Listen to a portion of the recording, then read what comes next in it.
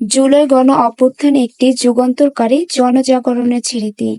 ২০২৪ সালের এই মাসেই শুরু হয়েছিল দেশের রাজনৈতিক ইতিহাসে এক নতুন ভাগ। গণতন্ত্র পুনরুদ্ধার, ভোটাধিকার নিশ্চয়তা, স্বৈরতন্ত্রের অবসান, এইসব দাবিতে রাস্তায় নামে হাজারো মানুষ। এক বছর পর প্রশ্ন উঠেছে, আন্দোলনের কতটুকু সফল হয়েছে? জনগণের সচেতনতা ও অংশগ্রহণ বেড়েছে। অনেক জেলায় স্থানীয় পর্যায়ে প্রশাসনিক দুর্নীতি নিয়ে তদন্ত শুরু হয়েছে। জাতীয় নির্বাচন নিয়ে আলোচনা ও সংস্কারের চাপ তৈরি হয়েছে। অন্তর্বর্তীকালীন সরকারের গঠন ও সীমিত রাজনৈতিক সংলাপ শুরু হয়েছে। কিছু রাজনৈতিক বন্দী মুক্তি পেলেও অধিকাংশ এখনো আটক।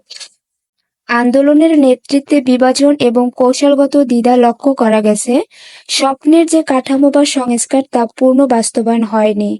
অনেক কর্মী এখনো নিখোঁজ বা মামলা হামলার শিকার।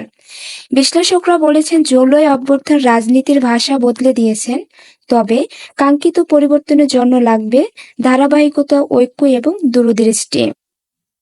আগামী দিনের চ্যালেঞ্জ হচ্ছে আন্দোলনের মূল চেতনা ধরে রেখে প্রাতিষ্ঠানিক পরিবর্তনের পথে এগিয়ে যাওয়া। এক বছর পরও প্রশ্ন রয়ে গেছে, এটাই কি পরিবর্তনের শুরু, না শুধু একটি স্লোগানের স্মৃতি? এরকম আরো বিস্তারিত আপডেট নিউজ পেতে ডিএসকে টিভি এর সাথেই যুক্ত থাকুন। ধন্যবাদ।